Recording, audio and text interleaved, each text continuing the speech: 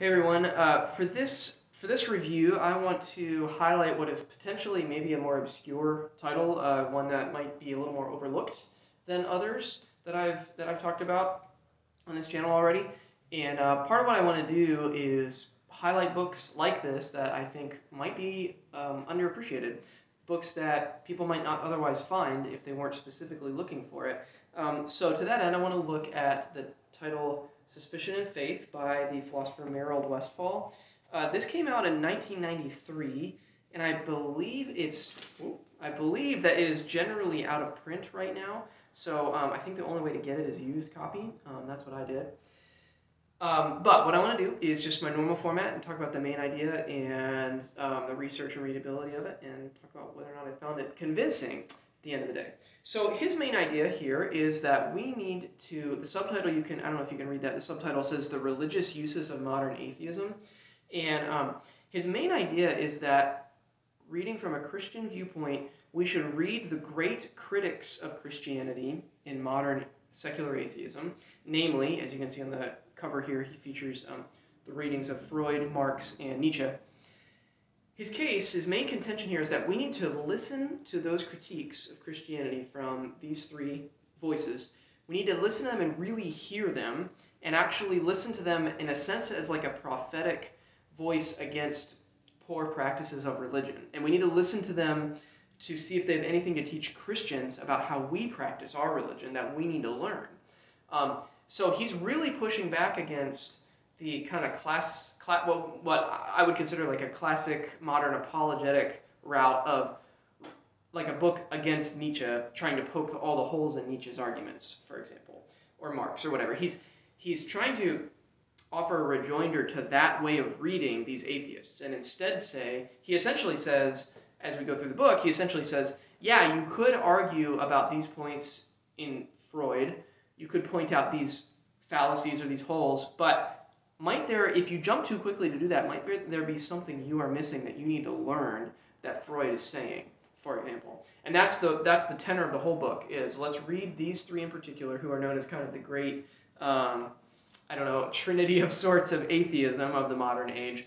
What can we learn from them? So that's the main idea, is how do we read Freud, Marx, and Nietzsche to learn as a witness against kind of poor uses of religion or poor practices of Christianity in particular in our culture. So his research, he's a philosophy professor, and throughout each section of the book, this book is organized in three sections on these three thinkers in the order that they're on the cover here. And each section is full of primary source quotes from the writings of these thinkers. And he themes them in specific ways. So Freud is a lot about psychoanalysis and suppression of guilt. Marx is a lot about his famous quote about religion being an opiate. And then the Nietzsche quote is all about his work on resentment. How might religious practice look like resentment? So he themes them around those particular themes in these philosophers' works, but he uses a ton of primary sources to that end, and they're very well footnoted. So you could, if you read something that grabs you in one of these thinkers, you could easily find what primary source it comes from and go read that. So the research is great, it's outstanding, it's very clear, very easy to follow. There's nothing that's unsubstantiated in that sense that he's quoting. He's quoting from. It's all very clear as to where he gets his ideas from these thinkers, and I haven't read by any means all of their works, but I've read Marx and I've read Nietzsche. I haven't read much from Freud, but from my readings of them, he is representing them well. He's representing their ideas fairly and well, and that points to the quality of the research and the quality of his own kind of command of that literature. So it's very good.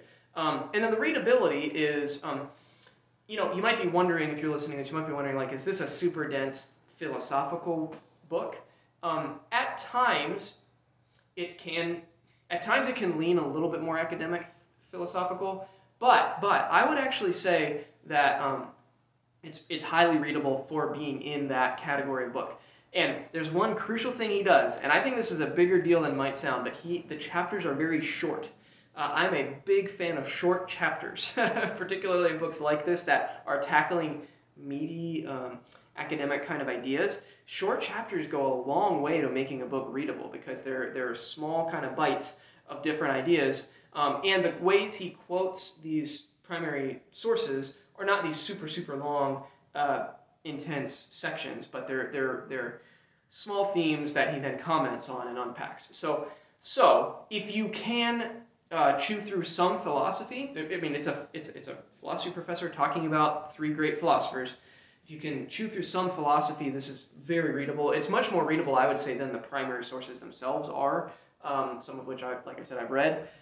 So I hope that gives you a sense of whether or not this might be something. If philosophy just makes you, want to just crawl in a corner, this is probably not going to be for you. But if philosophy interests you and something in between, jumping into the primary sources might help you get there, this is actually fantastic for that. And as a side note, this is a great intro to those three thinkers on the cover. It's really good for that. Particularly, I would say part of the reason I picked this up now is because of the ways that Marxist and Marxism is being just thrown around in our cultural moment in late 2020, which is when I'm recording this. Part of the reason I wanted to read this is because I wanted to get another angle on Marx, and it's a great, it's just a great intro to some of Marx's themes. I also learned a ton about Freud. He's the one that I'm the least versed in personally before reading this. So it's a great, generally readable intro to some themes in those three thinkers and their works. And then finally, is it convincing? Well, I mean, part of the reason I'm featuring this book in this video is because I love the book. I really love this book, and so I found it convincing. And one thing I want to say about it is that, so I don't want to give away the ways he works out the critiques of these three thinkers, but I will just say that I think his method is very good. Reading Freud, Marx, and Nietzsche as prophets to Christianity, even if they would not at all want that title, reading them as a prophetic voice is to say, what can we learn from these critics? I just love that way of reading atheist thinking. Looking for what might there be to teach me in this. So I love that approach, and I thought the way he works that out is super compelling, super convincing, and I thought that he does a great job. For example, in the Marx section, talking about what are some ways that Christianity actually has functioned as an opiate. What are ways that he would argue, poor practices of Christianity have actually been kind of what Marx was talking about. And that's a really helpful voice as we wrestle with some of the implications, especially in our culture, of what these three thinkers have kind of laid out in the past. So I thought I think this is an excellent book. It is the way I like to do apologetics. I don't like, personally, to listen to an argument just to refute it. I think most of us, if we're honest, when we're in a conversation, that's not a healthy way to listen anyways. I would argue it's not a healthy way to read. If I'm reading just for ways to refute, I'm not really reading, doing something else.